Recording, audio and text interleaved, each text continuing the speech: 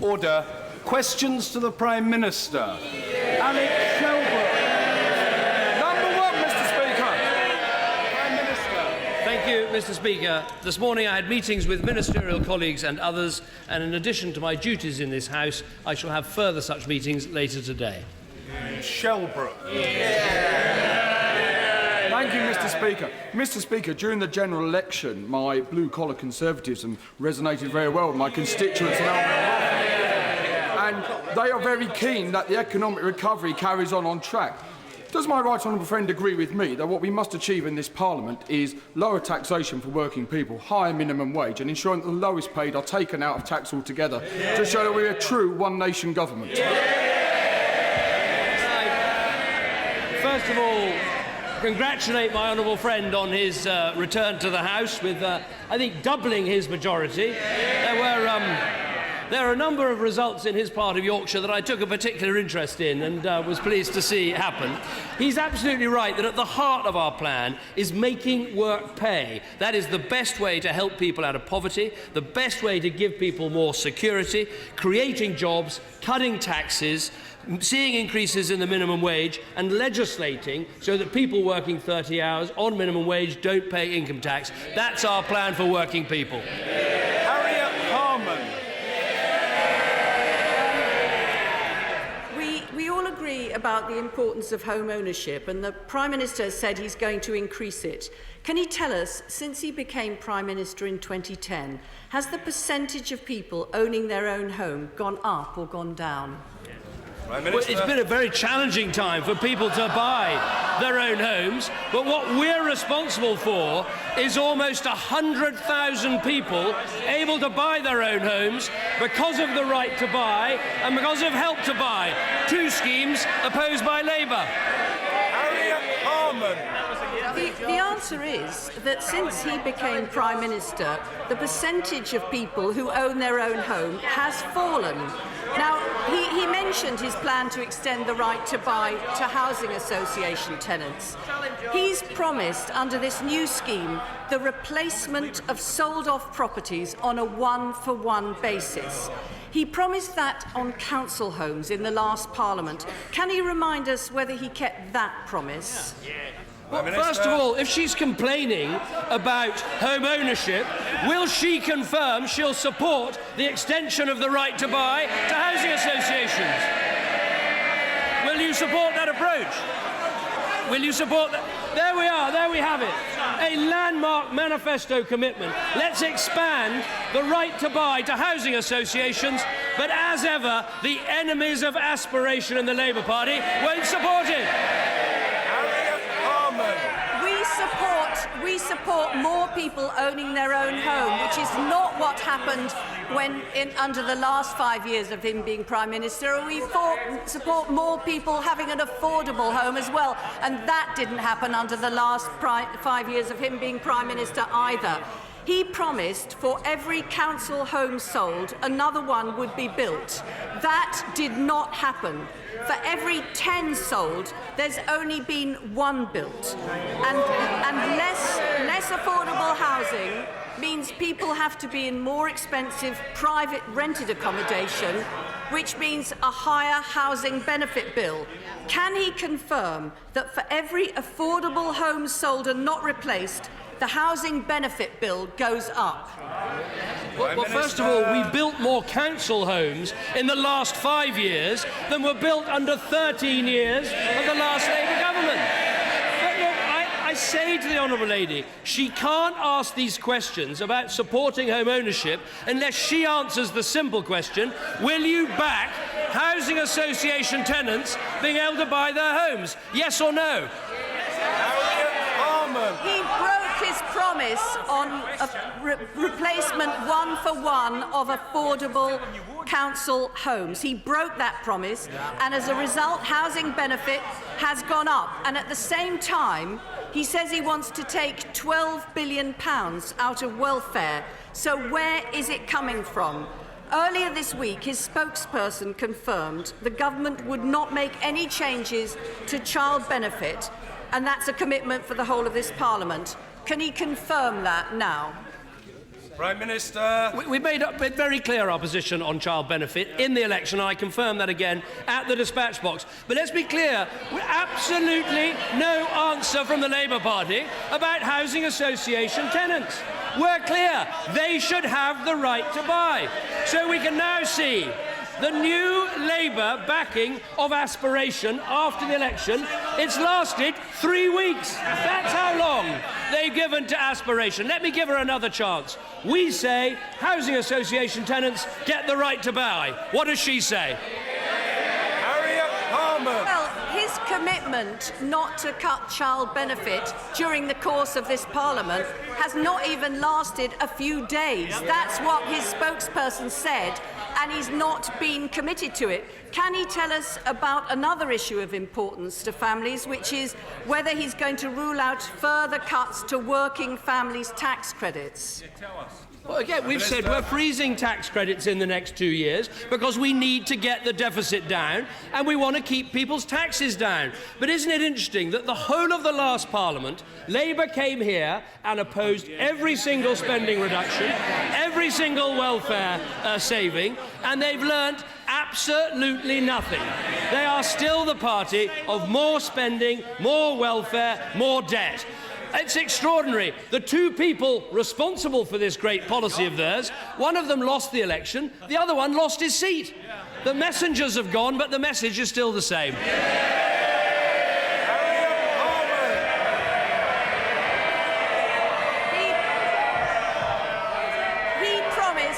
He promised £12 billion of welfare cuts, and I'm asking where those welfare cuts are coming from.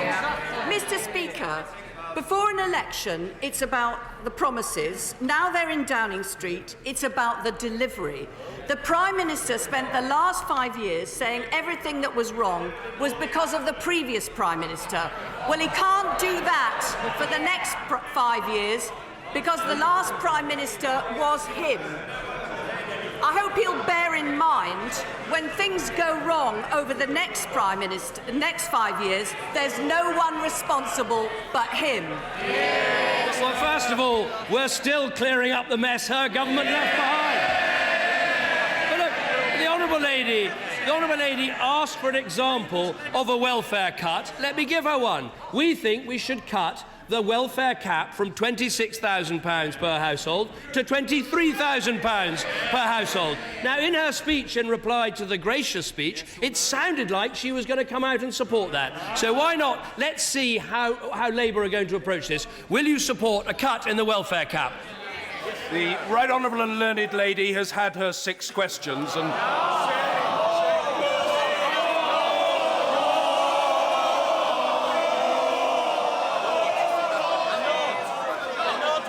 Everyone should be clear about that. Mr. Andrew Mitchell. My right honourable friend will be well aware that there is considerable concern on both sides of the House at the proposition that Britain might withdraw from the European Convention on Human Rights. Will he take the opportunity today to make clear that he has no plans for us to do so? We're very clear about what we want, which is British judges making decisions in British courts, and also the British Parliament being accountable to the British people. Now, our plans set out in our manifesto don't involve us leaving the European Convention on Human Rights, but let's be absolutely clear. If we can't achieve what we need, and I'm very clear about that, when we've got these foreign criminals convicting offence after offence and we can't send them home because of their right to a family life, that needs to change. And I rule out absolutely nothing in getting that done. Mr. Angus Robertson. Timely death of Charles Kennedy. I know we are making tributes a little bit later. It's a stain on the conscience of Europe that thousands and thousands of refugees have been dying in the Mediterranean when many lives could have been saved.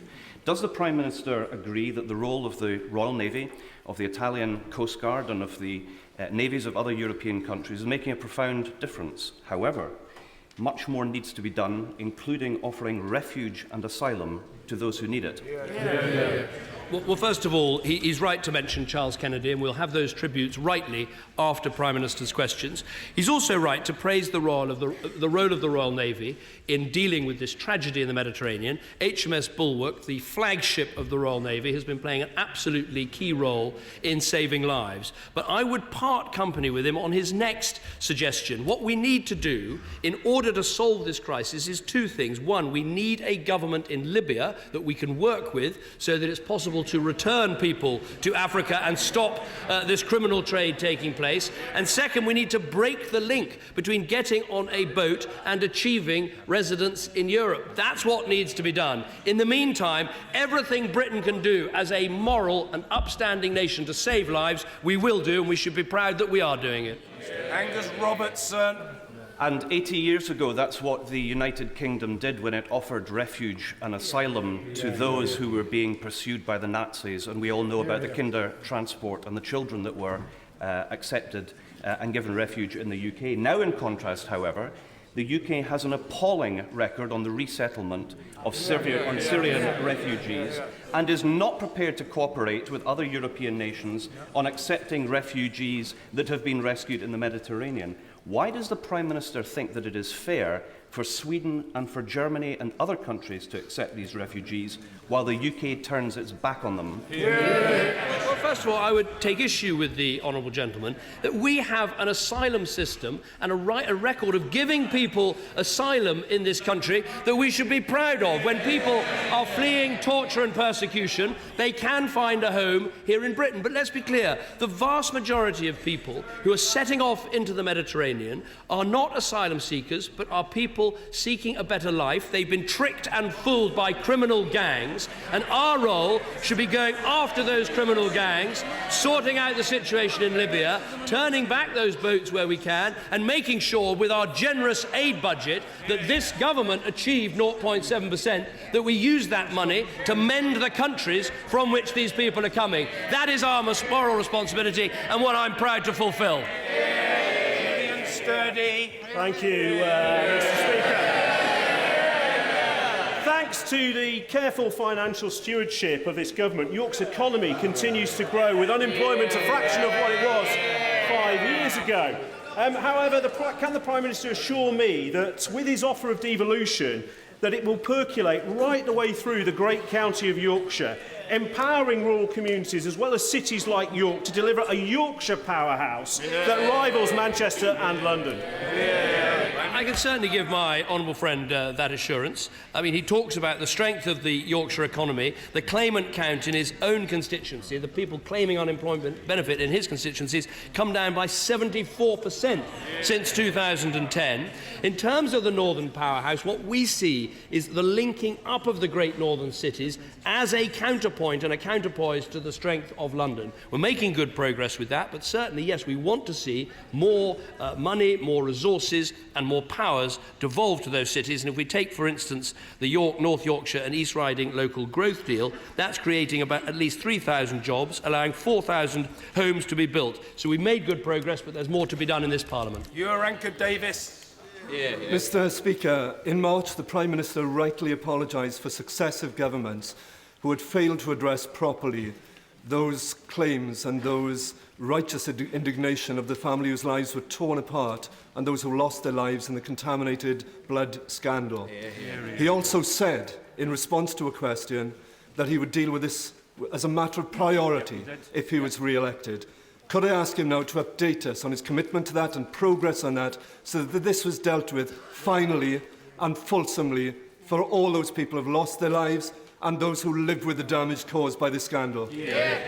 No, well, I'm grateful to the honourable gentleman for raising this issue. All of us as members of Parliament have come across people who, for no fault of their own, were infected with blood, with either HIV or hepatitis C, and have had very serious consequences for them. In terms of what we're going to do about it, the member for the SNP shouts from a sedentary position. Well, I said very clearly before the election, we've made available £25 million to help those families, and there will be a full statement by the government before the summer recess to make sure that we deal with this in the best way we possibly can. David T.C. Davis. Mr. Speaker, a national health... Mr. Mr. Speaker, a national health service free at the point of use was at the heart of the Conservative general election campaign. Would the Prime Minister confirm that he will continue to deliver the shorter waiting times, better ambulance response times, better access to cancer drugs and more funding, which makes the NHS not just the envy of the world, but of my own constituents in Monmouthshire? Well, I'm very grateful to my honourable friend for what he says. I can absolutely say to him, under this government, the NHS will remain free at the point of use, and more to the point, we are backing the Simon Stevens plan with an extra £8 billion of spending, a commitment that the Labour Party still refused to make. But that's not surprising when you look at the Labour record in Wales, where they have cut the NHS in stark contrast to the decision that we made to increase investment in the NHS. And that's why you see in the Welsh NHS performance worse figures on A&E, on waiting times, on cancer. And I would urge the Labour Party in Wales, even at this late stage, change your approach, do a U-turn, put the money into the NHS like we're doing in England. Adrian Bailey. Thank you, Mr. Speaker. The fragility of our economic recovery in my constituency is demonstrated by the impending closure of Dixon Carphone, with the loss of 500 jobs and £8 million to the local economy. Will the Prime Minister intervene to keep Wednesbury working to save these jobs, or at the very least ensure that the company provides appropriate compensation and support for employees to secure alternative employment? Minister. Well, I look very closely at the case that he mentions, and obviously everything that Job Centre Plus can do to find employment for those people should be done. He talks, though, about the fragility of the economy. In his own constituency, the claimant count has actually fallen by a third over the last year. So there are jobs being made available, but as I say, where Job Centre Plus can help with finding people work, we'll certainly make sure they do.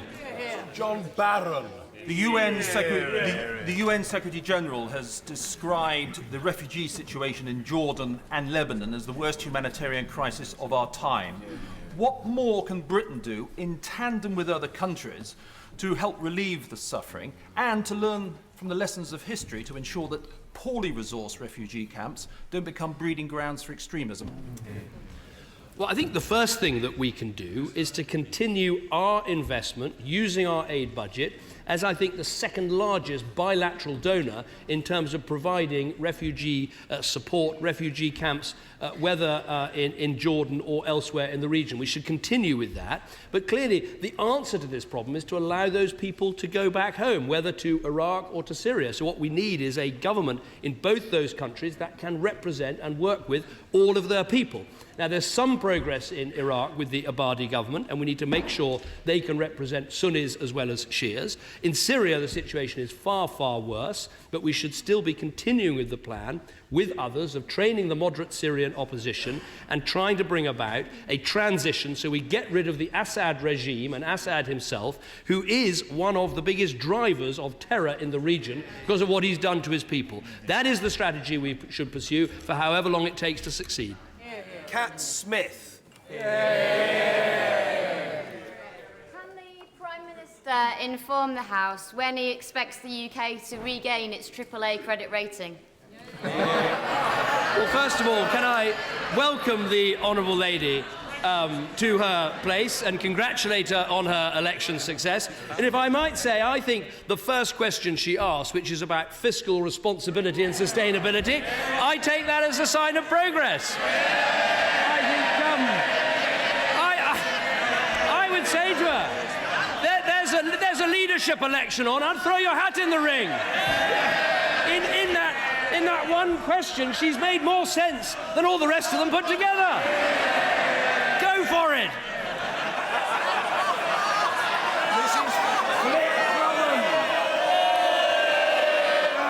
Mrs. Drummond.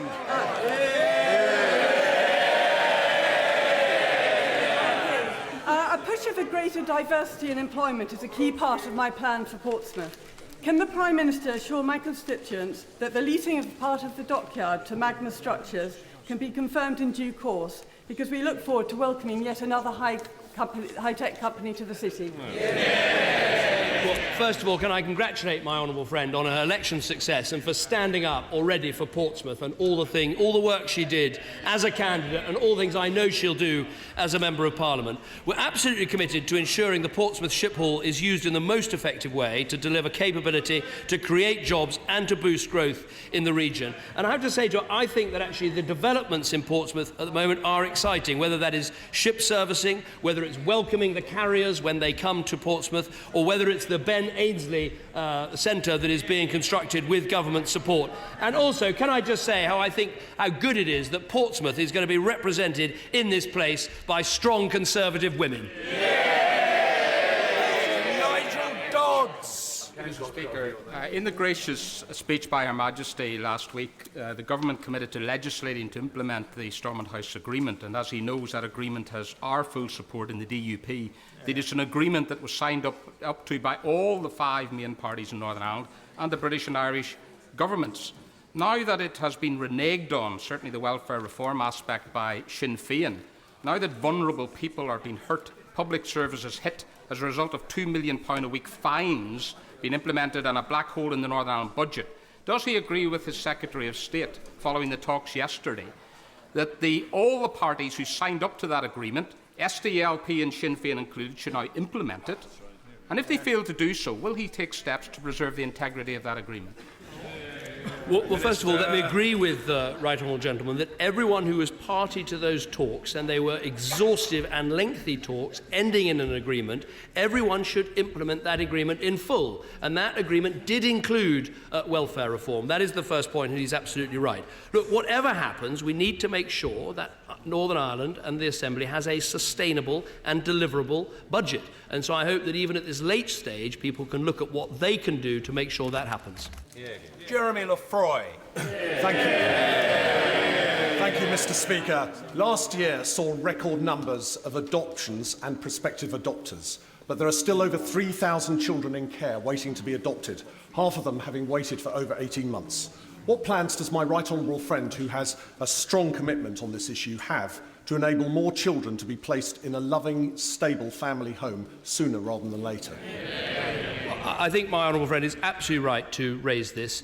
I think speeding up the rate at which adoptions take place and making sure more adoptions can take place is absolutely key to giving more children a better start in life. Now, over the last 3 years, we've seen a 63% increase in adoptions, so we have made progress. But in the gracious speech and in the bill being published today, there are the plans to create regional adoption agencies, bringing together the many agencies there are in this country. And I think that's right, because it matters far more that a child gets a loving home than whether that home is actually in a particular county council area. So let's get on, create these agencies and make sure more adoptions take place. Tom Blenkinsop. Thank you, Mr. Speaker. The UK steel industry is a key foundation industry to Britain, but it's in crisis. Will the Prime Minister join me and the rest of the steel APPG to call upon the leadership in Mumbai to directly intervene on this situation and get their colleagues in Tata Europe to get back around the table and avoid the worst crisis in the steel industry, which we could potentially see in 35 years? Well, I agree with the honourable gentleman that it's very important the government talks intensively to the leaders of the steel industry, Tata in particular, about what we can do to try and make sure we safeguard the growth and the jobs that there have been in the steel industry over previous years. We've started those discussions. We've had discussions, for instance, about the steps we're taking for our high energy, intensive energy industries and the help that we can give. But at the heart of a successful steel industry is always going to be a successful economy and a successful construction industry, which is why we should stick to the long-term economic plan. Richard Graham. Mr. Speaker, today, Tidal Lagoon Power, headquartered in Gloucester, announces that China Harbour Engineering is the preferred bidder for a £300 million investment in the world's first ever tidal lagoon in Swansea Bay. There'll be a high content from the UK in the supply chain, and there's a commitment to pursue tidal projects together in Asia. This confirms our ability both to attract Chinese investment and create new export opportunities. Does my right honourable friend share my hope that the Energy Secretary will soon agree the development consent order needed and also agree soon on the pricing of power from this exciting example of British innovation and engineering? Well, my honourable friend is right to raise this specific case, but also the general case of wanting to attract Chinese investment into Britain. And we've seen something like a 73% increase between 2010 and 2013. And that is partly because this government has pursued Chinese investment and attracted Chinese investment into Britain. On the specific case of the Swansea tidal lagoon, it's obviously subject to a planning decision, but I think tidal power does have significant potential. I've seen some of the plans for myself, and I hope this is something we can make progress on, and obviously attracting investment into the country to help make it happen is a win-win for both countries. Diane Abbott. Devolution of powers to our nations, our regions and great cities will be one of the themes of this Parliament. But does the Prime Minister accept that Londoners, under their elected mayor, will expect at least the same powers that are being devolved to the Northern Powerhouse? Well, I think it's a very powerful point the Honourable Lady makes, and there's been an ongoing discussion with the Mayor of London about what more powers can be. Well, he's running London, that's where he is, and he's doing a very, very good job. He's doing an excellent job. Very good. But I think the Honourable Lady is right, and we have devolved powers to London, and we're very happy to go on having discussions about transport and about other economic powers to make sure London has created 500,000 more jobs over the last 5 years. It's a staggering performance, and we want that to continue. Lynn Davis.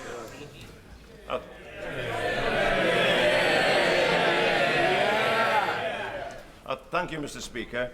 Does the Prime Minister agree that any onshore wind farm proposal not already granted planning permission should not expect to receive any public subsidy? Well, I'm very glad to see my honourable friend back in his place. He campaigned very hard on this in the last Parliament, and in our manifesto we're very, very clear there should be no more subsidies for the onshore wind farms. It is time to give local people the decisive say. That is what will happen in England. In Wales, obviously the subsidy regime will be changed because it is a reserved issue. So I think that his desire has been met. Patrick Grady. Thank you, Mr. Speaker. The Prime Minister might be aware of the ongoing case of my constituent, Dr. Steve Foreman, who, despite his immense contribution to the music and creative scene in Glasgow, Scotland and around the world, the Home Office are seeing fit to try to deport back to the United States. Can the Prime Minister tell the House why people like Dr. Foreman don't seem to be welcome in this country? Because if the Prime Minister can't run an immigration policy that works for Scotland, then I know a government up the road that would be very happy to take on. First of all, can I congratulate the honourable gentleman on his election? I'm not aware of the specific case that he raises, but I will look at it urgently after Prime Minister's questions and see what I can do. Mr. Peter Bone. Mr. Speaker, would the Prime Minister agree that one of the ways forward in the European Union is to have two pillars? The first being countries that want a single currency, a common fiscal policy, and ever closer political union. The second pillar being countries that want none of those, but instead want a free trade area, a common market. Look, I think my honourable friend makes a good point. One of the arguments being held in Europe at the moment is to try and get people to accept what is already the case, which is there are countries like Britain at the heart of the single market, but not involved in the Schengen Agreement, nor likely to join it, not involved in the single currency, and in my view should never join it. And we should accept that this sort of flexibility is here to stay. And I think the challenge for Europe is to build a European community that is flexible enough for the single currency countries to be happy that their problems and issues can be sorted out, but flexible enough for countries like Britain at the heart of the single market, but not wanting to be part of that ever closer union, can also be comfortable with their membership. That is the aim of my renegotiation, and it will be followed by an in-out referendum. Stephen Timms. Thank you, Mr. Speaker. I welcome the Prime Minister's confirmation that there will be no cuts in the rates of or eligibility conditions for child benefit. Will he also confirm the commitment he made during the election that there will be no cuts in the benefits paid for disabled people? Well, what we've actually done is increase the benefits paid to disabled people by bringing in the personal independence payment, which is actually more generous to those who are most disabled. Can I say how much I enjoyed meeting with him during the general election, where we both addressed the Festival of Life in the Excel Centre in his constituency? And I don't know about him, but it's certainly the only time in my life I've talked to 45,000 people at the same time, and I suspect the same goes for him. Daniel Kaczynski. Thank you, Mr. Speaker. The Prime Minister has already referred to Libya earlier on. We have exchanged views and had many debates on Libya since our military involvement in that country in 2011. And yet the situation is getting worse and worse. What new steps and initiatives is he going to bring in conjunction with allies Egypt and Italy to ensure that this situation is resolved? I think my honourable friend is absolutely right to raise this, and there'll be some discussions at the G7 in Germany this weekend. We've got to a position where Special Representative Leon from the United Nations has been bringing everybody together to try and form a national unity government, and we need to give everything we can to support that process, because then there is some prospect of Libya having a government. From a government can then flow some security, and from security can flow the ability to start to deal with this migrant crisis in the way that I was discussing earlier. Rachel Maskell. Under the Right to Buy plan, 3 social houses will need to be sold to generate enough revenue to build 1 new one, leaving 1,500 families in York without a home for well over 2 years. Is this what the Prime Minister means by aspiration? Well, first of all, let me welcome the Honourable Lady to the House and congratulate her on her election victory. There are 2 things that we're doing to provide these replacement houses. One is obviously for every housing association that sells a home, it has that receipt and is able to build a new house. But also, we're making sure that councils actually sell off the most expensive council houses they have when they become vacant. In parts of London, there are council houses worth over £1 million, and you can build many, many more houses. But what's clear from this question time is on this side of the House, we understand home ownership, aspiration, people wanting to get on. The party opposite, after the most catastrophic election defeat in years, can't even begin to spell aspiration. Order.